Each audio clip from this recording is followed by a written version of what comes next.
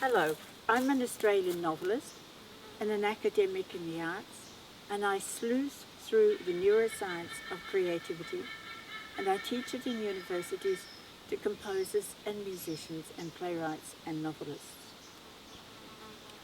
What is important behind all this is for you to realize that creativity is entirely natural to us humans.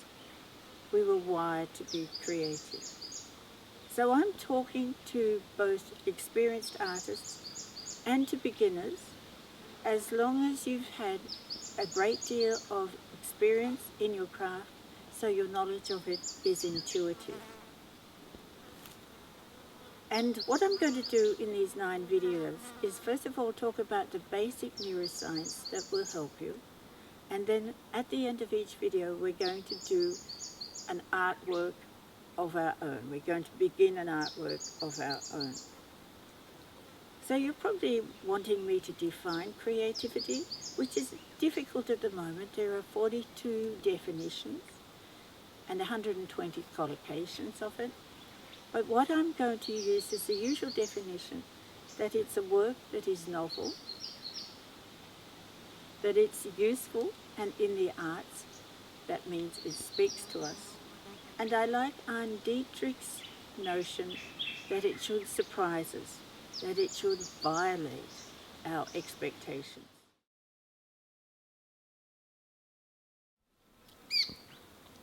So what I'm going to show you is that creativity is entirely voluntary. You can choose to do it. It's repeatable. It doesn't come once in a lifetime. And it's discussable.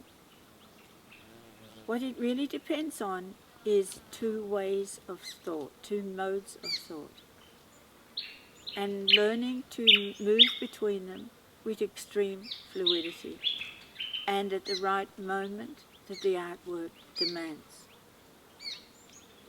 Now, a little bit of the history of this. The ancient Greeks realized that artists were doing something different with their brains. And in fact, artists through the generations have handed this knowledge on in a secret sort of way. It's underground knowledge, and it's about time we all knew it. And neuroscience is helping us to see it. In the 20th century, neuroscience began to realize that artists were doing something different from the rest of the population with their brains. And interestingly for us, they're all doing the same thing, however different their outputs, whether it be a poem or a symphony. Martin Heidegger, a 20th century philosopher, said that there are 2 sorts of thinking, calculative thinking and meditative thinking. One where you wait upon thinking, and one where you wait for a purpose that's specific.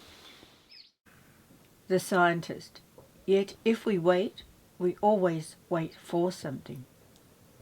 The scholar, certainly, but as soon as we represent to ourselves and fix upon that for which we wait, we really wait no longer. The teacher, in waiting, we leave open what we are waiting for.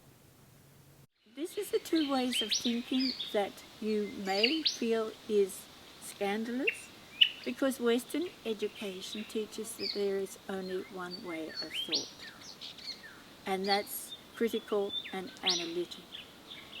And it's been at the danger of losing creative thought, which at least at the beginning is very fragile. You can so easily criticize yourself, and we're going to learn not to criticize ourselves, not to analyze ourselves, not until the end of the work, when the work stands up and can argue back, because that's what the work will do. It will take a life of its own if you move between the 2 ways of thought. Now, in the 21st century, our century, Charles Limb, himself a musician, a neuroscientist and an ear specialist, took fMRI pictures of jazz musicians when they're working And he showed the two processes of thought in action in the brain. We've taken a screenshot from a 2010 TED Talk where Lim says these are contrast maps that show subtractions between what changes when you're improvising versus when you're doing something memorized. In red is an area that's active in the prefrontal cortex, the frontal lobe of the brain, and in blue is that area that was deactivated. At the end of every video, I'm going to lead you to do a work of your own, a creative new work of your own. And we're going to practice the two modes of thinking. And I'm going to lead you into it by the portal of meditation.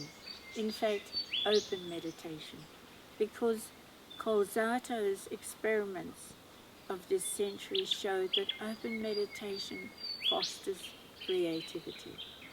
So what open meditation is, that I take you into a deep space in your mind and let your mind do whatever it wants to do from there in.